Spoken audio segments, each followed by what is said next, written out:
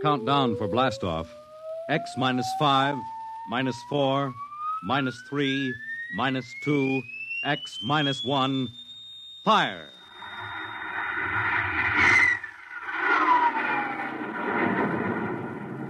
From the far horizons of the unknown come transcribed tales of new dimensions in time and space.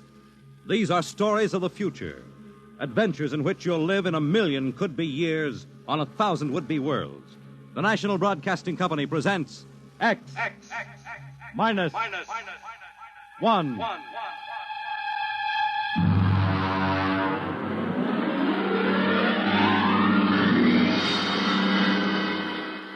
Tonight, Universe.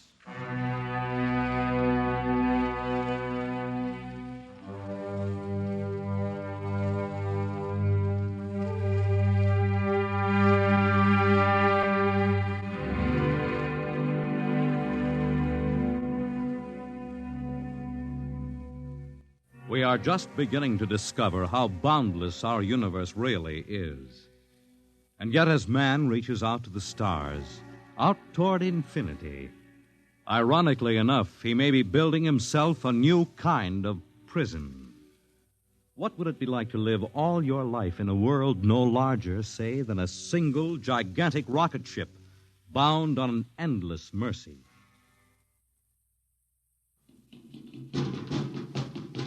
Hugh, look out! You all right? Yes, just missed me. What was it? A mutant with a slingshot, I think.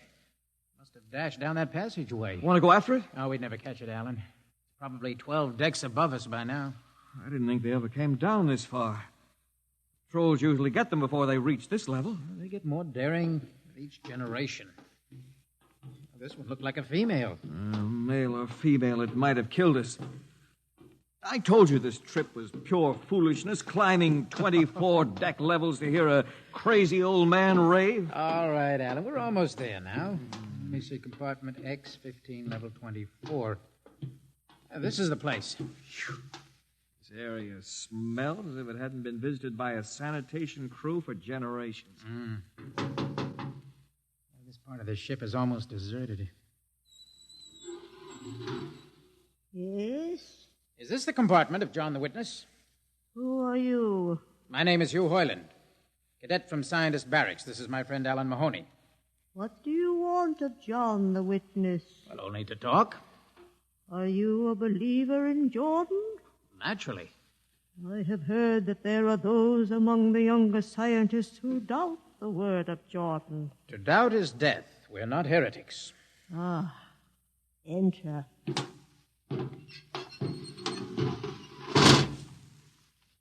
I've brought you a gift of tobacco, grown on the richest level. Oh, it smells good. I assure you it's of the best. Wait here. I'll get him. What a rat's nest. Shh. Well, what the devil do you think he can tell you? Alan, I'm not sure.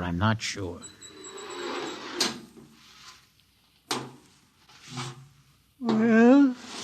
Are you John the Witness? I am. Good evening to you. I'm Hugh Hoyland. This is my friend, Alan Mahoney. What brings a gentleman of the scientist class to my humble compartment? I've heard that you and your parents before you have been keepers of the legend of the ship. Since Jordan gave the word. I'm anxious to hear the word as Jordan spoke it. Why? Because our young scientists, well, among them there have been some who talk against the word. There are regulations against such heresy. Still, some of them say the ship has no purpose. They say that we are here accidentally, that we have no more grace in Jordan's eyes than the most deformed mutant who dwells in the highest level of the ship. What shall I say to you? Well, I wish to hear the word from the mouth of one who knows, in order that I may become more convinced. Sit. You have a gift for the witness? The finest tobacco. Good. I will dim the lights. Now pay close attention, for these are the words as my father's father's father gave them to his son's son's son. This is how the ship came into being, how our people were created. In the beginning there was only Jordan, thinking his lonely thoughts. Out of his thoughts came a vision. Out of the vision came a planning, and out of the planning came decision. Jordan's hand was lifted, and the ship was born. Mile after mile of good compartments, tank after tank for gold and corn, ladder and passage, door and locker fit for the needs of the yet unborn. He looked on his work and found it pleasing, meet for a race that was yet to be. He thought of man, and man came into being. Then Jordan checked his thoughts and searched for a key.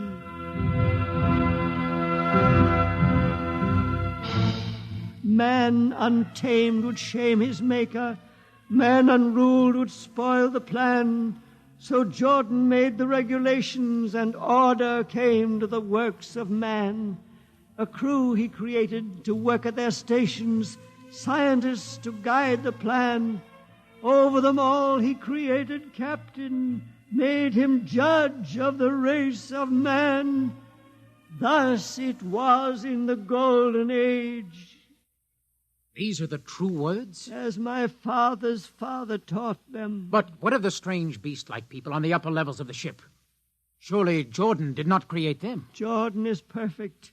All below him lack perfection. You have heard of the legend of Huff? I have heard that he mutinied against Jordan. Darkness swallowed the ways of virtue. Sin prevailed upon the ship. And before wisdom prevailed and the bodies of Huff and his followers were fed into the converter, some of the rebels escaped and lived to father the mutants. They are tainted with the sins of their fathers. Witness, one more question. Speak. What is the ship? The ship is a great sphere, 25 kilometers wide and 100 levels deep. I know that, but the upper levels. Regulations forbid us to venture into the upper levels, but it is said that beyond the levels of the mutants lies the forbidden place where Jordan's spirit prevails. So I've heard, yet something troubles me. Something which prompted my coming here. Yes, my son. What lies beyond the ship? What? What lies beyond the ship?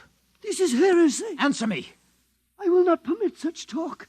The ship is complete. The ship is universal. The ship is everywhere. The ship is endless. Your mutterings are those of a frightened old man. They answer nothing. You question the word. I think you lie. Hear me, Mr. Hoyland. For what you have already said, I can have your body fed into the converter, your soul launched on the endless trip. You threaten me. Hugh, for Jordan's sake. Do you think I fear this dried fig of a man? Hugh!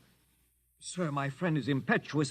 He does not understand. I might be persuaded to forget a substantial gift. Why, you pig. Hugh! Alan, come on. The sight of this so-called holy man offends me.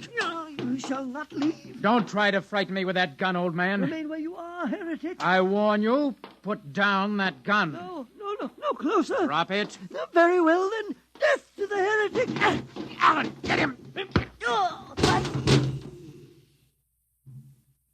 Alan, he's not breathing. Is he dead? I don't know. Come on, Hugh, we've got to get out of here. Right. Now where? We can't go back. They'd feed us into the converter before we could even... What's that? An alarm. That old woman must have turned it in. Come on, Alan. The patrol will be here in no time. Where can we go? Yes, where? The upper levels. No, the mutants. We'll have to take our chances. Come on, Alan, let's go. Listen, that's the patrol. Come on, we've got to climb. There's a hatchway down the corridor. All right, quickly. Oh, there we fire! Alan, up the ladder. Up. Come on, Alan, come on.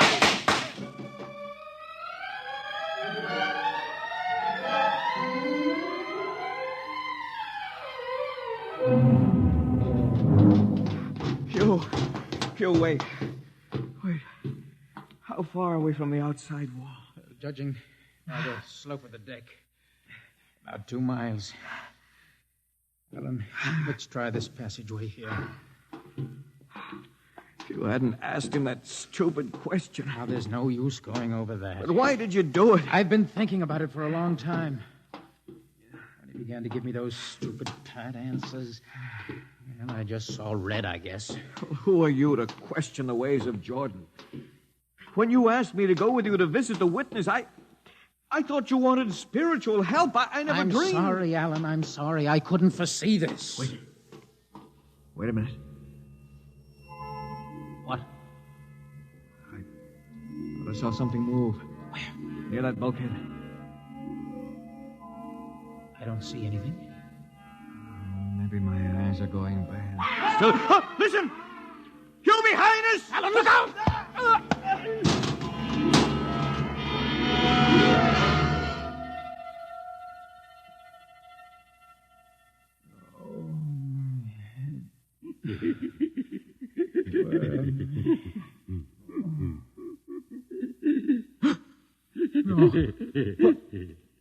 What are you? Put away that knife. Keep away from me, you. Don't kill him. Not yet. Who are you? You must forgive my friend Bobo. Like so many of my people, he's rather impetuous where members of the so-called super race are concerned. Who are you? What place is this? As you can guess, from my leg, I'm a mutant. Mutant. Where is Alan? Your friend is dead. Dead. I was not able to restrain my people in time to save him. Why don't you destroy me and get it over with? We do not kill for pleasure, Mr. Hoyland. Only when necessary. You know my name? I read your identification tag. Who are you? Mutants can't read. My name is Gregory. Gregory? I'm a leader of my people. You see, although we are unfortunate in our heredity, Mr. Hoyland, many of us are quite intelligent. And why do you live like animals? We'd rather live like free animals than like regimented slaves, as you do. I've heard you practice cannibalism. Undoubtedly, you hear many things about us. You turn your head. Why? That monster. I've never seen a creature like him. Bobo is an unfortunate. He was born without the power of speech. How can you tolerate such a monstrosity? We've learned to live with difference. If we began to destroy our imperfects as you do on the lower levels, there would soon be no one left. It violates the regulations. The word of Jordan You know, states Mr. specifically Hoyland, that... your people are really quite primitive and barbaric. You dare say that to me? I dare say a good deal more. Let us go to my compartment and speak further. I'm always interested in information on the lower levels. I'll give you no information. Bobo. No. I want Mr. Hoyland in my cabin, please. No! I would advise you to go quietly, Mr. Hoyland. Bobo has a hatred of superior beings, which is unfortunate, but quite understandable. Proceed.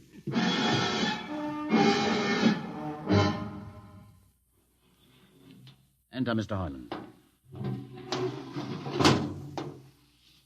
This is where you live?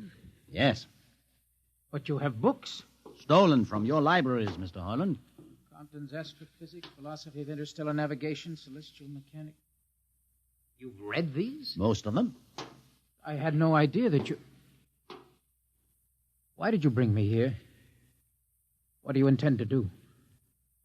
Do you believe in Jordan, Mr. Hoyland? There is no other belief. And the trip? I suppose you believe in the trip, too. What else is there to believe? When you die, your remains are fed to the converter, and your soul makes the trip. And where does the trip take you? Why, to Centaurus, of course. Ah. And where or what is Centaurus? Centaurus is... Mind you, I'm just telling you the orthodox answer. Centaurus is where you arrive when you've made the trip. A place where everybody is happy and where there's always good eating. And you believe this? Well, the peasants believe it literally, but many of the younger scientists, like myself, know it is figurative and symbolic. Why do you ask? Did it ever occur to you, Mr. Hoyland, that the trip is exactly what your peasants believe it is? What? And that the ship and all the crew were actually going somewhere, moving? The ship can't go anywhere. It already is everywhere. Imagine a place bigger than the ship, much Bigger? with the ship inside it, moving inside it. There can't be any place bigger than the ship. There just wouldn't be any place for it to be. Oh, for half's sake, listen. You know the lowest level? Of course. If you started digging a hole in the lowest level, where would that hole go? It's forbidden to think such thoughts. Where would it go? I can't think about it. Bobo, we're going to take Mr. Hoyland to the place. No. Where are we going? To the top level. But that's certain death. Nonsense. I've been there 1,000 times. How long? No, I won't. I won't. You can't make me. I think we can. No, please. Now, shall we proceed peacefully, or shall I have Bobo persuade you?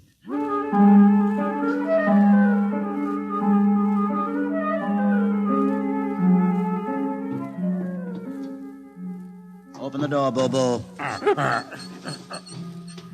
Inside.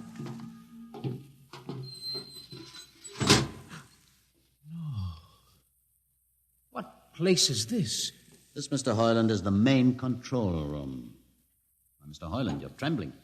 It isn't true. No, there's no such place except in mythology. Ah, you younger men are so wise, Mr. Hoyland, except for one thing. This happens to be the main control room of the ship. Main control?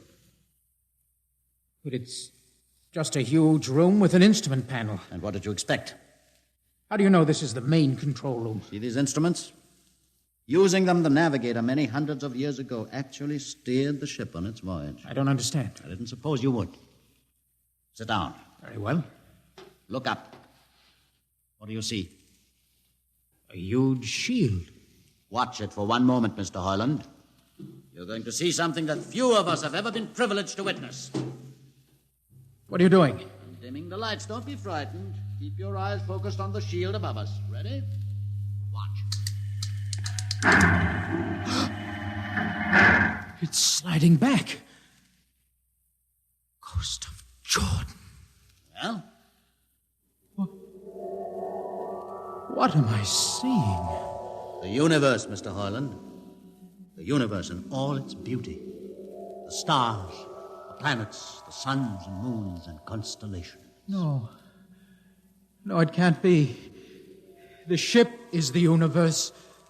There is nothing but the ship. Ah, but there it is. You see it before your eyes, spread out like a canopy of glory. Do you still deny it? Answer me, Mr. Hoyland. Do you deny it? No, I can't deny it. They've lied. They lied to all of us. Good. I have showed this to others of your people whom we captured, and though they saw it before their very eyes, they would not believe it. Please tell me all about it. Tell me the truth about the ship and about the universe. What are these things? How did this come about? Many thousands of years ago, on a planet like those you have just seen, a planet called Earth, a scientist named Jordan decided to build a ship that would carry men from one planet to another. For many years, Jordan and thousands of others studied and planned. And when they were finished, they built the ship. A ship so large that it had to be assembled in its own orbit beyond a place called the Moon. 60 years it took them to construct. And when it was finished, a whole new science had been conceived. Then the trip was begun. The trip that was to land a colony of Earthmen on a far-off planet called Centaurus, millions of light years beyond the furthest planet ever reached before. How do you know these things? Among my books are the log, which Jordan himself kept, and the records of the journey for the first 40 years. What happened? There was a mutiny. A man named Huth led a rebellion of those who wanted to turn back. In the struggle, the navigators were killed. The crew fell into a state of anarchy. In the years to follow, small groups of men tried to organize the ship for navigation, and each time they failed. Finally, the whole idea was abandoned. And so, for centuries, we have swung in space, unmanned, undirected, living in a lost world of our own making, without purpose, without direction. Why have you told me this? Can't you guess? You want to finish the trip. Yes, but I can't. You can't? Look at me, Mr. Hoyland. You see, a mutant, a man with a twisted leg. My people are outcasts, condemned to death if we so much as set foot in the lower levels of the ship. The main drive is in the lower levels where my people are forbidden to go. No. It would mean that both our people would have to work together. Our differences encouraged rather than denied. All right. I'll see the captain himself. I have an uncle on the Central Board. I'll tell him what I've seen here. And do you think he'll believe you? Send one of your people with me. That's asking a good deal. I'm risking a good deal by going back. Very well. Bobo will go with you. Bobo? He can't talk. There will be no need for talk. I will write a message guaranteeing safe conduct for a group of unarmed scientists to visit the main control room. Bobo will take you safely through our territory. What happens when you reach your own level is up to you.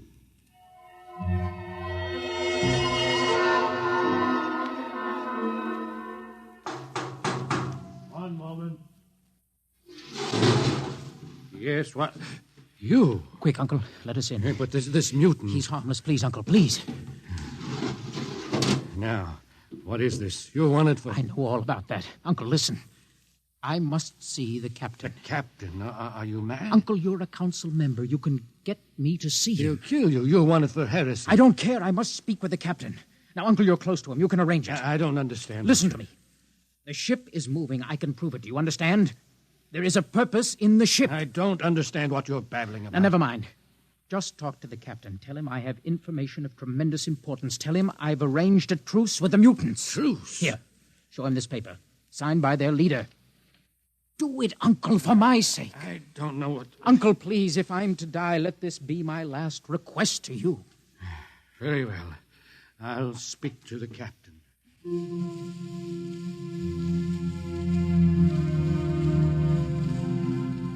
And you say, Mr. Hoyland, that you saw this with your own eyes? I swear it, Captain. I swear it on the word of Jordan. Let me see the paper again. Commander Erst, what do you think? I don't know, sir. It might be a trick. I guarantee you safe conduct. If these things are as Mr. Hoyland reports them, it would pay to risk a few lives. The man is a convicted heretic. Still, we must not discount his word. He has a safe conduct, and the mutant risked its life coming with him. I think we might investigate. Captain, you mean you will do it? I will have an expedition outfitted. Dismissed, Mr. Hoyland. Thank you, sir.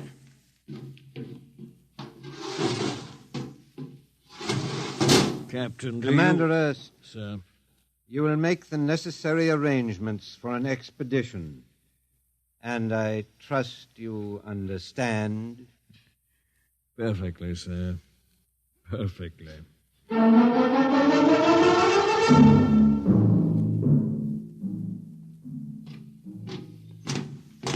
Lieutenant. Mr. Hoyland? You better halt your men here. This is the spot. Patrol! Halt! Well, I see no welcoming party of mutants. There'll be none. Their leader will meet you inside the main control room. You don't say. And just where is this main control room? Beyond that door. I see. All right, men. Ready up. Lieutenant, why do you ready arms? In case of ambush. Ambush? Now, wait a minute, Lieutenant. What are those men doing with that ray gun? Just aiming it at the door. Are you mad?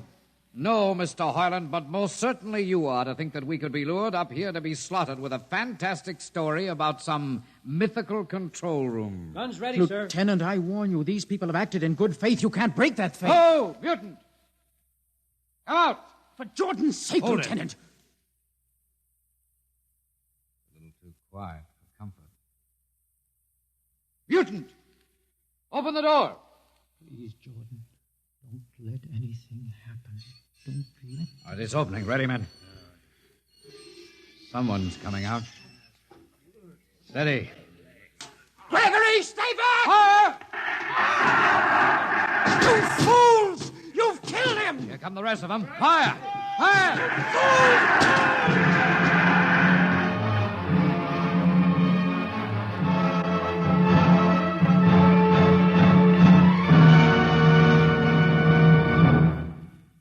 That should teach them a lesson they won't forget. All right, men, inside the room.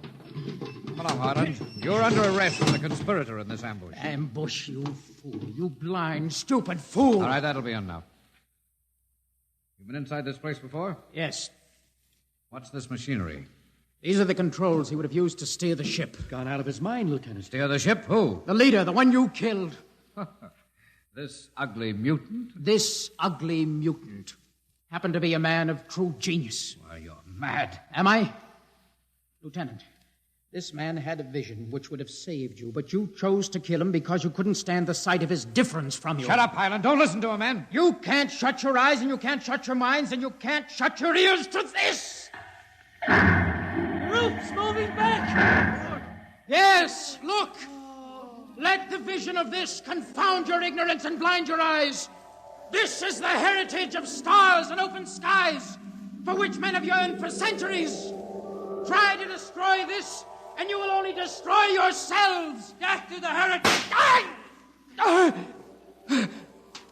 But I say to you that you can't keep this from our people. They will seek it out. The ship will be manned, and the ship will be steered, and there will be freedom, purpose, and respect for ourselves. This is your heritage.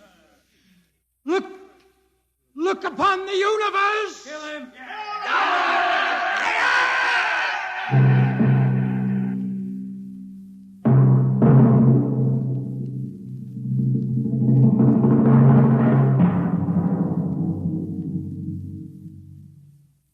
X-1 has just brought you Universe, a story written by Robert Heinlein and adapted for radio by George Lefferts. Heard in the cast were Donald Buca as Hugh, Peter Capell as Gregory, Bill Griffiths as Alan, Abby Lewis as the woman, Edgar Staley as the witness, Jason Johnson as the uncle, John Seymour as the captain, and Ian Martin as the lieutenant. Your announcer is Fred Collins. X-1 is directed by Fred Way and is a transcribed NBC Radio Network production.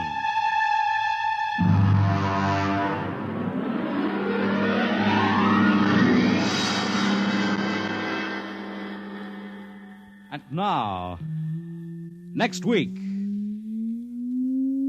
we have a strange story to tell.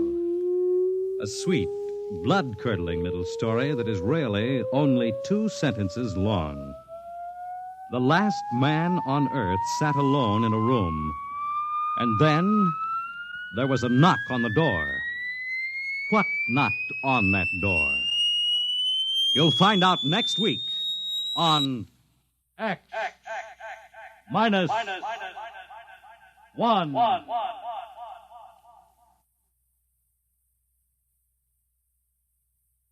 When you buy United States savings bonds, you help to build your own future security. Here's an opportunity to save systematically for long-range personal objectives. So invest in United States savings bonds. Now follow the Abbotts to mystery and adventure over most NBC radio stations.